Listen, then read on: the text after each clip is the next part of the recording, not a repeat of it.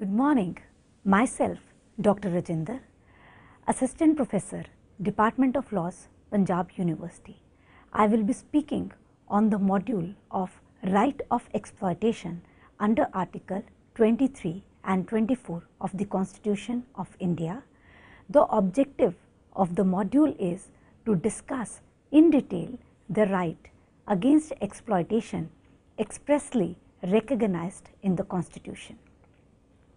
The learning outcome of this module is that Article 23 and 24 under the Constitution guarantees the fundamental right against exploitation. The right is wider in application as available to every person, citizen or non-citizen. To enforce these articles, Child Labour Prohibition Regulation Act 1986 and Bonded Labour System Abolition Act 1976 was enacted. In Asiad case, the Apex Court widened Article 23 by including the wages paid less than minimum wages will fall within the purview of Article 23 of the Constitution. The module also discusses the case of President cinema workers where non-revision of wages in 5 years by the appropriate government was held to be violative of Article 23. It also covers the MC Mehta case where the Apex Court laid down the blueprint to tackle the problem of child labour. In this series, the module also discusses the latest judgments of Bachpan Bachao Andolan for a directions which has been issued to rehabilitate the children working in the circuses. While introducing right against exploitation, I would like to highlight that the fundamental right enacted in Part 3 includes basic inherent human rights which a human possesses. These rights operate as limitation on the powers of the state and impose negative obligations on the state not to intrude on individual liberty. But under Part 3, there are certain fundamental rights which are bestowed by the Constitution which are enforceable against the entire world. They are Article 17, 23 and 24. Article 23 incorporates in the Constitution to prohibit traffic in human beings, begar and other forms of forced labour. While drafting Article 23 of the Constitution, two drafts were proposed regarding the right against exploitation, while Dr. Ambedkar draft simply provided that subjecting a forced labour or involuntary servitude would be an offence. On the other hand, K.M. Munshi draft was more elaborative, containing the provisions for the abolition of all forms of slavery, traffic in human beings and compulsory labour. The provisions relating to the slavery and involuntary servitude in Clause 1 were based upon the 13th Amendment of US Constitution.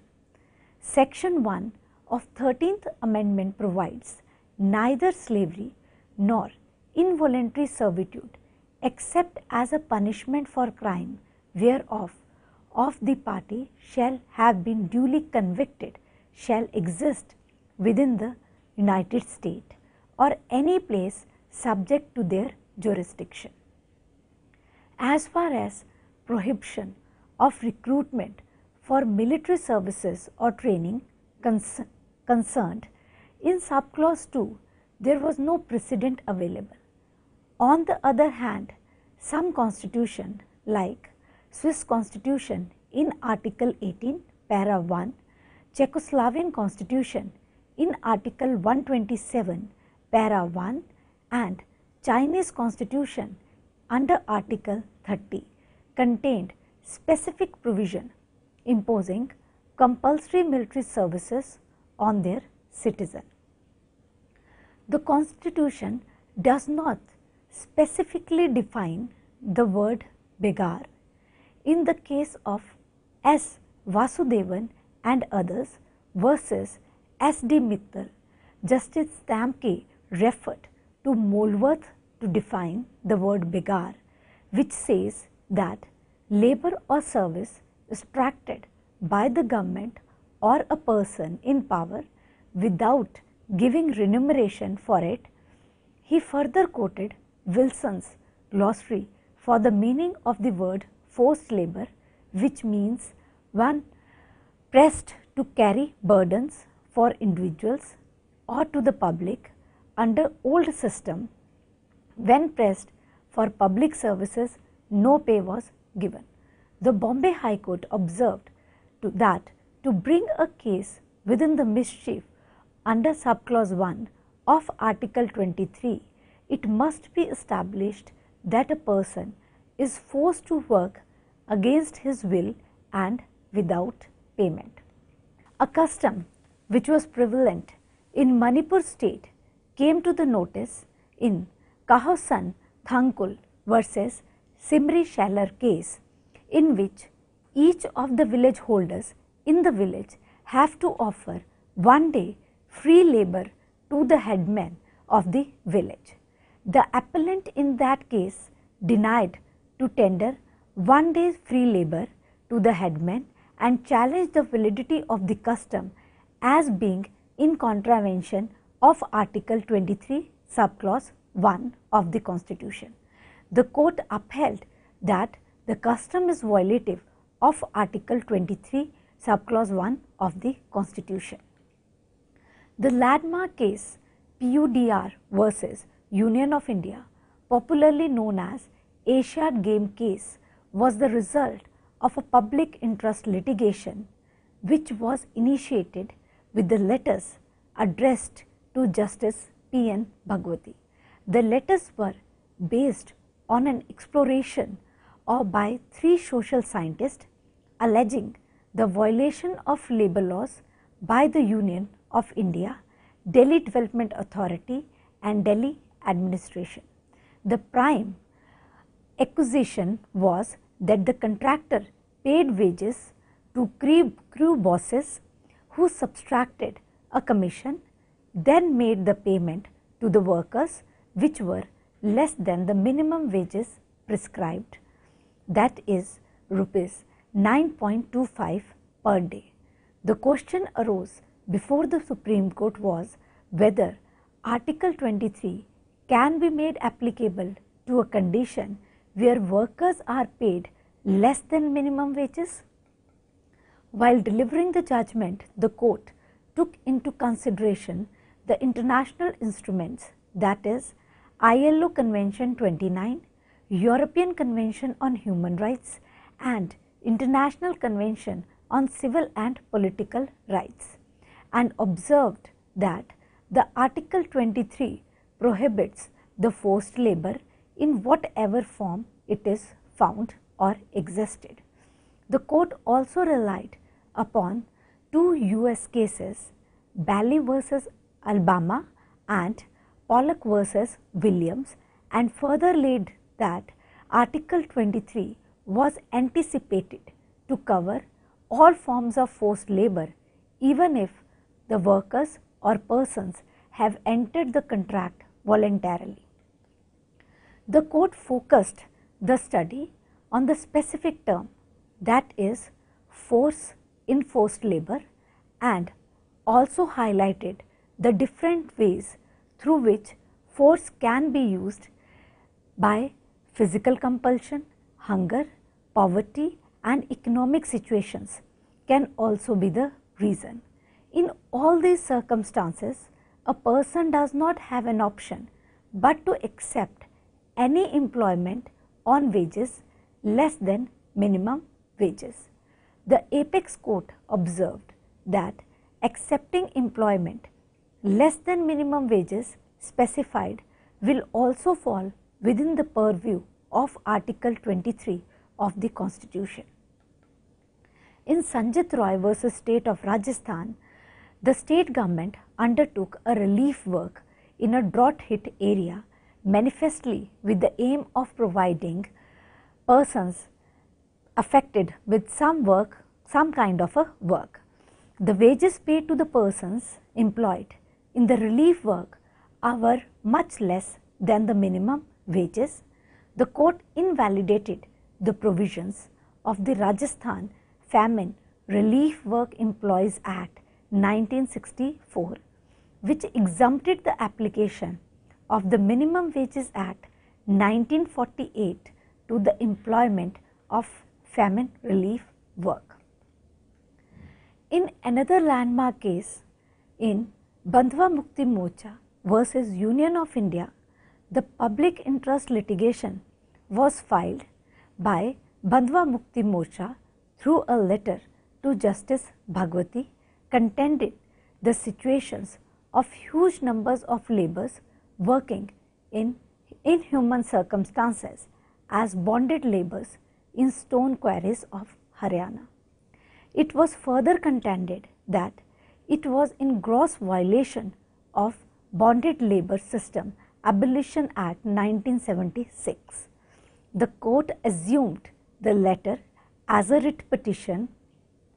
The court also appointed a commission of 2 lawyers to check out the situation of stone quarries. The commission bring out that the workers were working in inhuman conditions and they were not having clean water to drink, living in improper places without basic amenities. The Haryana government, with a view to avoid rehabilitation requirement for bonded labourers as obligatory under the Bonded Labour System Abolition Act 1976, turned with a new argument that they may fall under forced labour but not bonded labour. The court initially highlighted that the act was made with the objective to give effect to Article 23 of the Constitution, which forbid traffic in human beings, beggars and other similar forms of forced labour. The court observed that it is patently obvious that the bonded labour is a form of a forced labour. The court further highlighted that the situation of the workers are an illiterate persons who will not have a documentary proof to prove the advance taken. And it further laid down that it is unkind to give benefit of above referred social welfare legislation through the cumbersome process of litigation involving process of trial and procedure of recording evidence. Such kind of application process will practically result into non-implementation of this act. Therefore, in such circumstances, whenever the labourer is made to provide forced labour, the court will presume that it is the result of consideration of an advance or other economic consideration received by him. This is a rebuttable presumption, but with cogent evidence. In Nirja Chaudhary versus State of MP, the court reasserted the same view, and the court here also insisted not only release but rehabilitation of bonded labour. In this case, the fact that 135 workers were released from bondage in Bandhwa Mukti Morcha case were not properly rehabilitated, and their plight was highlighted in the present case by Nirja Chaudhary, the civil right correspondent of the Statesman, Delhi. The court squarely placed the responsibility on the state government and directed it to provide rehabilitation assistance to these people within the month. In another case, Government Engineering Colleges versus Srinivasan, the court has observed that Minimum Wages Act is a pre-constitution enactment, and the provision therein shall be read to the provisions of the Constitution, where a person is compelled to force by circumstances like hunger, poverty, to provide labor or service to another for wages which is less than minimum, the case will clearly fall within the scope and ambit of the words forced labor under Article 23 of the Constitution. In another landmark case, in the President Cinema Workers Union affiliated to Bharatiya Mazdoor Sangh versus the Secretary Social Welfare and Labour Department and others, the notification was issued in the month of July 1992 fixing the minimum wages, and thereafter no fresh notification was issued till the present case was filed. The government cannot indefinitely postpone the issuance of revised notification fixing the minimum wages, particularly in the view of the intention of the legislature. This point was highlighted by the judiciary, and along with that there should be a possible review of the minimum rate of wages at such intervals not exceeding 5 years.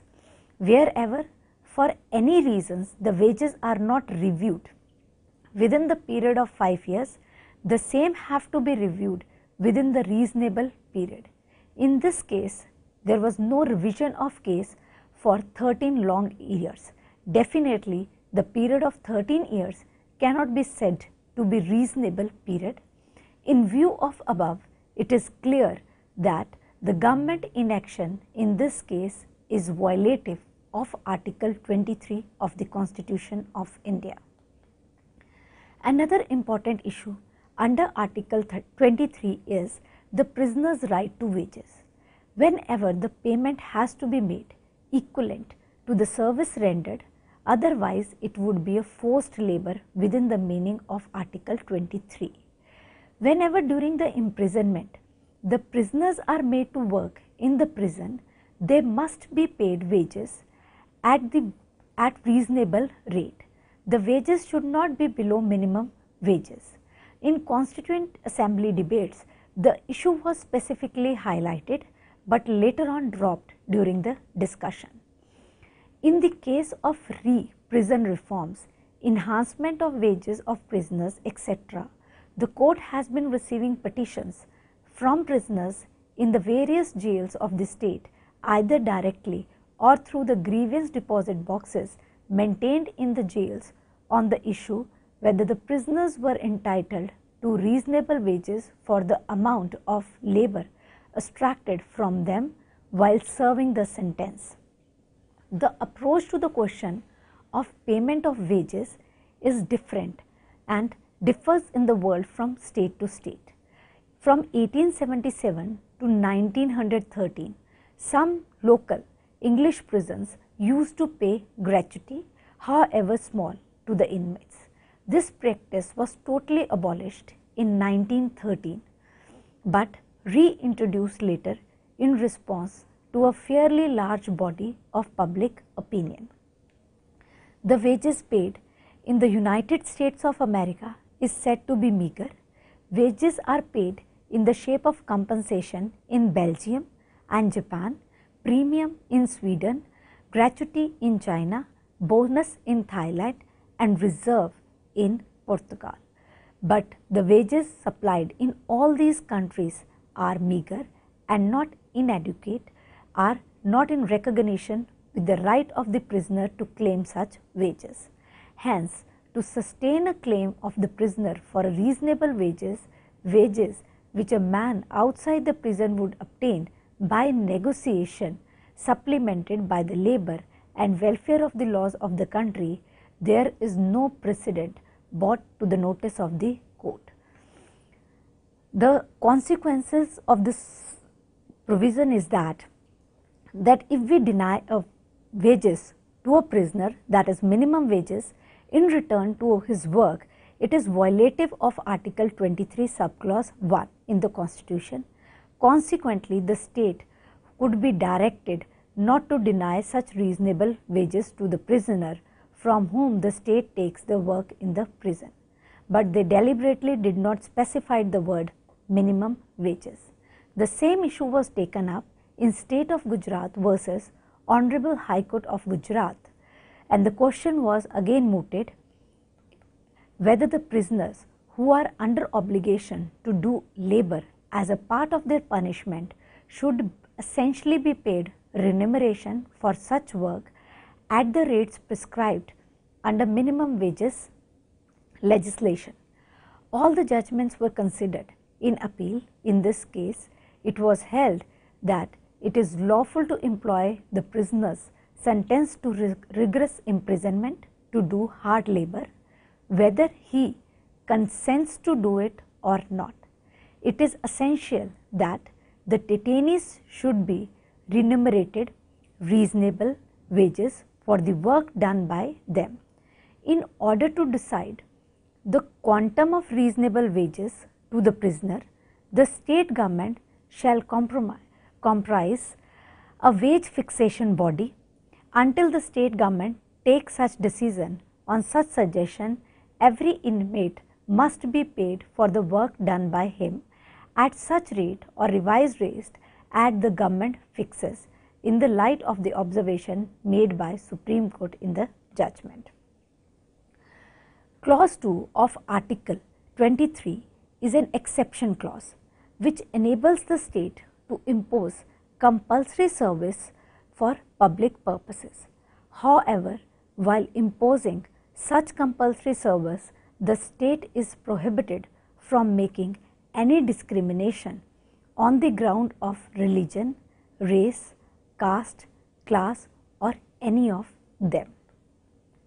Coming to the next provision, that is Article 24, which specifically deals with prohibition of child labor, and this labor issue of children and provision of compulsory universal primary education has not been taken up in the Constituent Assembly only, but it was advocated long before the independence. In 1906, Gopal Krishan Gokhale, the then President of Indian National Congress, unsuccessfully urged that the British government to establish free compulsory elementary education. The movement continued with the setting up of the Constituent Assembly in 1949. It was resolved that the future Constitution of India would provide for abolishing child labor and ensure compulsory education to children. The reference was made to Article 23, Para 2 of Yugoslavian Constitution in this regard, which prohibits the employment of children in mines, factories and other hazardous jobs. Article 24 provides no child below the age of 14 years shall be employed to work in any factory, mine or engaged in any other hazardous employment. It must be noted that this article does not create an absolute ban to the employment of child labor. In the first place, article applies only to children below the age of 14 years. Secondly, even in case of children below 14 years, this article only prohibits the employment of children in factory, mine or in any other hazardous employment. Judiciary has played a crucial role for the protection of children. In People Union Democratic Rights versus Union of India, that is the Asiad case, it was contended that the Employment of Children Act 1938 was not applicable in case of projects in Delhi, since construction industry was not a process specified in the Children Act 1938. The Apex Court held that Article 24 of the Constitution, which even if not followed up by appropriate legislation, must operate, and construction work is included in the hazardous occupation. In labourers working on Salil Hydro project versus State of Jammu Kashmir, The Honorable Apex Court directed that whenever the central government commences a construction project which is likely to last for a substantial phase of time, it should ensure that children of construction workers who are living at or near the project site are given amenities for schooling. The court further lays down that this may be done either by the central government itself or any part thereof to a contractor. Necessary provision to this effect shall be made in the contract with the contractor. In Rajangam Secretary District BD Workers Union versus State of Tamil Nadu, the Supreme Court observed that the tobacco manufacturing was certainly an unsafe occupation for the health of the children. As far as possible, the children in this avocation should be banned. The employment of child labor in this industry should be closed without delay, or it can be dealt in a phased manner which is to be decided by the state government, but the period should not be exceeding 3 years. In MC Mehta versus State of Tamil Nadu and others, a landmark case which laid down a blueprint to tackle the problem of child labor, MC Mehta, a public spirited lawyer, filed a public interest litigation in 1986 against the harrowing practices of employing children in matchworks, fireworks and explosive factories of Shivakasi in Tamil Nadu. The Supreme Court delivered landmark judgment giving the following direction. Firstly, in the fulfillment of the legislative intention behind the enactment, the Child Labour Prohibition and Regulation Act 1986, every offending employer must be asked to pay an amount of Rs 20,000 for every child employed in contravention to the provisions of this Act. As a large number of working children are still engaged in such occupation, asking the respective state governments to assure alternative employment to an adult would restrain the sources of the state. As such, where it is not possible to provide a job to an adult member of the family, the government concerned, as its contribution and grant of Rs 5,000 per child in the Child Labour Rehabilitation cum Welfare Fund. It should be conducted to the type of child labour under the issue, which should be completed within 6 months. In case where alternative employment cannot be made available to the parent, guardian of the concerned child should be paid the income earned as an interest on the corpus of Rs 25,000 for each child every month. The employment given or payment made would cease to be operative if the child is not sent to the school by the parent or the guardian. On discontinuation of the employment of a child, free education should be assured in a suitable institution with a view to make him a better citizen. In another significant judgment on the basis of public interest litigation, Bandhwa Mukti Morcha versus Union of India, a number of guidelines on the recognition, release, rehabilitation of child labour has been given. These guidelines were given by the court in the background of employment of children in the carpet industries in the state of Uttar Pradesh. In this case, the court issued the following directions to the government of Uttar Pradesh. Firstly, to examine the situation of child employment. Secondly, welfare directions to be issued which result into the total exclusion of child below 14 years of age from any kind of employment.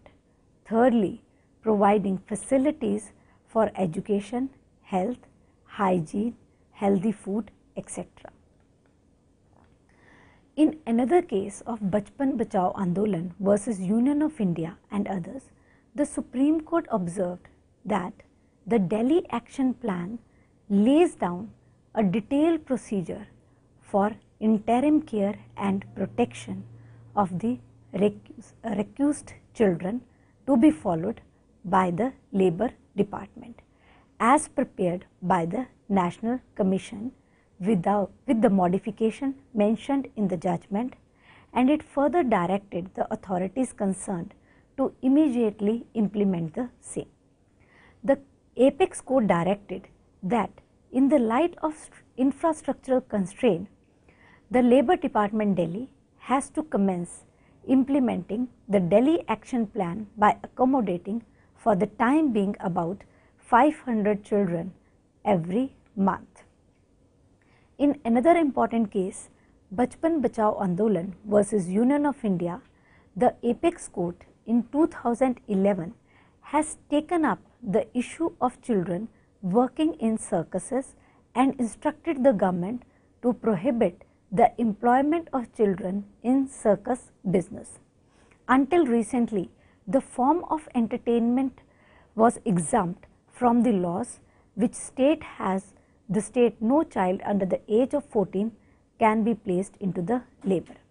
However, an amendment has been passed to bring circuses in line with other industries, and as it has been ignored, now the government has been encouraged to impose a complete ban on the same. The court planned to deal with the problem of child exploitation systematically. In this order, the court has limited the directions regarding the children working in the Indian circuses. First and foremost, put into practice the fundamental right of children under Article 21A is very important. The central government prohibiting the employment of children in circuses within 2 months from today. The respondents are aimed to conduct synchronized raids in all circuses to release the children, verify the contraventions of fundamental right of the children, and the children are to be kept in care and protective homes till they achieve the age of 18 years. The respondents are also directed to speak to the parents of the children in case they are ready to take their children back to their homes, and they must be directed to do so after appropriate authentication. The respondents are directed to frame suitable design for rehabilitation of the children which are rescued from the circuses. While concluding my module, I would like to say that bonded labour contracts are not purely economic contracts which were voluntarily entered by the employees due to economic necessities. Once the employees enter into these relationships, they are characterized by multiple asymmetries and high exit cost, which are not a part of a contract as understood by the employee at the outset. Article 23 of the Constitution is though an economic right applicable against the whole world, but its interpretation has been widened by the Supreme Court with the changing time and need. But still, even after giving the status of fundamental right from the inception only, we are unable to curb the problem. The problem of child labour is also a very strong issue in India. The state is not exonerated from its duty by enacting legislation which is not sufficient to achieve the desired goal. To tackle this kind of a social problems, involvement of society at large is needed. All sections of society, government, elected representatives, trade unions, employers, legal and judicial fraternity, NGOs, academicians, media can play a positive role in sensitizing the society towards the hazards of child labour and encourage the reporting of these violations. I would like to quote Dr. Dorothy while concluding my module when she said, "We have to work to save our children and do it with full respect for the fact that if we do not, no one else is going to do." Thank you.